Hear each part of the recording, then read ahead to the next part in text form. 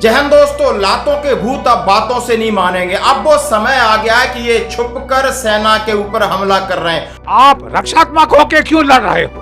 हमारी सेना के हाथ खोल दे हाथ। अब हमको पार जाके मारना पड़ेगा साहब। पाकिस्तानी फौज की लाशें बिछानी पड़ेंगी ताकि पंजाब में मातम मने। इस वर्ष जम्मू में यह छठी आतंकी घटना है। कश्मीरियों के पास न गाड़ी भगाने का मार्ग होता है न बचने का, और ये लगातार बढ़ता जा रहा है। हाँ जी दोस्तों, आप बात कह रहे हो। यदि मैं शांति की बात करूं को शांति के लिए, घाटी में शांति के लिए सैनिक कब तक अपनी आहुति देते रहेंगे? और ये कौन सा तरीका है? सेना अपनी गाड़ी में जा रहे हैं, सैनिक अपनी गाड़ी में जा रहे हैं, छुपकर ग्रेनेड पर हमला करना और फायरिंग करना, और उन लोगों को वहां के लोग संरक्षण दे रहे हैं, पाल रहे हैं, खाना पीना खिला रहे हैं, और बीच में आ जाता है आपका ह्यूमन राइट। तो ह्यूमन राइट की अब जरूरत नहीं है, सेना को फ्री हैंड देने पड़ेंगे।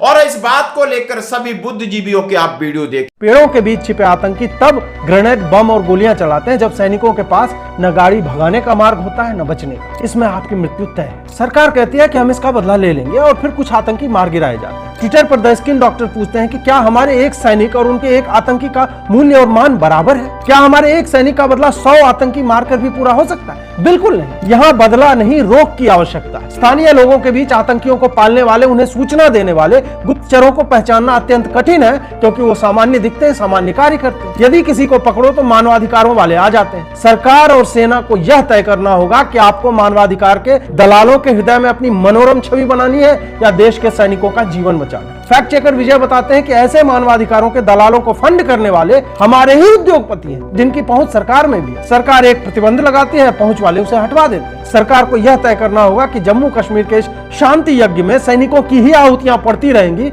या इन आतंकी रक्त बीजों का भी पूर्ण संहार होगा। आतंकियों के स्थानीय समर्थकों को जब तक पंक्तिबद्ध करके ब्रिगेडियर प्रताप के प्लेबुक वाला ट्रीटमेंट नहीं मिलेगा, तब तक हमारे सैनिकों की विधवाओं के आंसुओं का भार हम नहीं उतार पाएंगे। आपसे जनरल बख्शी साहब ने कहा एक फटीचर देश और हमारे को अंगुली कर रहा है, इसके अंदर घुस के कि सेना को सबक सिखाना होगा। और आप समझ सकते हो रक्षा सचिव अरमाने साहब भी आज गुस्से में कि नहीं अब तो बहुत हो गई। राजनाथ सिंह जी ने कहा है कि कल जो 5 जवान हैं, जिसमें सूबेदार आनंद सिंह, हवलदार कमल सिंह, नायक विनोद, अनुज नेगी और आदर्श नेगी, जो 24 और 25 साल के युवा, यानी 5, आज पूरे उत्तराखंड में मातम पसरा हुआ। सीएम धाबी ने इस बात की घोषणा की है। आप देख सकते हो कोई नया शादीशुदा है, किसी को कोई गर्भवती है, आखिर इन्होंने क्या बिगाड़ा था? इस तरह छुप करके बाहर करना क्या मिलेगा? इस तरह घाटी में आप अशांति फैलाते हो, वो कोई भी हो सकते हैं, और संरक्षण देने वाले को भी सबक सिखाना होगा और सख्ताई बरतनी होगी। और जब से आपने ढिलाई किया है तब से आप समझ सकते हो ये जो आपकी घाटी वाली शांति आपको कठुआ और जम्मू में शांति फैला रही, यानी ऊपर से नीचे की तरफ आ रहे हैं। आपको समझना होगा, सोचना होगा। ये चेतावनी दे रहे हैं जनरल बख्शी साहब ने कहा है कि बहुत हो गया, उनके ऊपर आप ज्यादा रहम मत करिए, आप घुस कर जाइए, सेना को खुली छूट दे दिए, नहीं तो ये शोक का माहौल, यानी भय का माहौल, अशांति का माहौल, आम लोगों में इस तरीके का डर पैदा करने में ये लोग कामयाब हो जाएंगे। हमने पाकिस्तान को जब इतनी वारदातें हो गई हैं, मेरा सिंपल सीधा सवाल,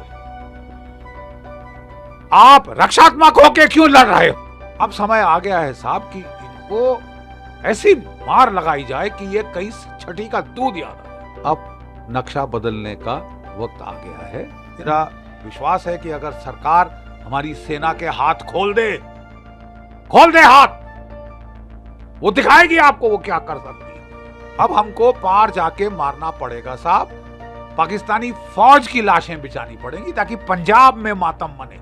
एक फटीचर मुल्क जो कि इकोनॉमिक कोलैप्स की कगार पे है, उसकी इकोनॉमिक तबाही होने की है, 2 रोज की रोटी नहीं खिला पा रहा अपने लोगों को, वो अब भारत को छेड़ना चाहते हैं।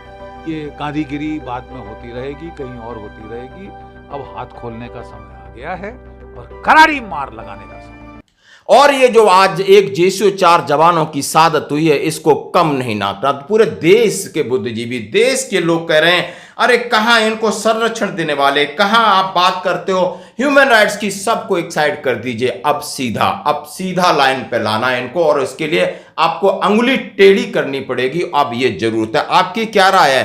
दोस्तों आप इसके ऊपर जरूर अपनी बेबाक राय दीजिए। बिल्कुल बख्शी साहब का भी आप वीडियो सुनिए, एक बुद्धिजीवी का आप वीडियो सुनिए कि आखिर सब लोगों में रोष है, होना स्वाभाविक है, क्योंकि शांति के लिए सैनिकों की आहुति नहीं दी जा सकती। आपने शांति बिल्कुल ताकत से लानी है या भाईचारे से लानी, लेकिन आहुति सैनिक क्या एक सैनिक और एक आतताई बराबर नहीं। 100 ऐसे कीड़े मकोड़े से भी एक सोल्जर बहुत बड़ा होता है। इस बात को ध्यान रखना होगा और सैनिकों को आपने बिल्कुल खुली छूट देनी होगी। आप अपनी राय जरूर दीजिए। धन्यवाद।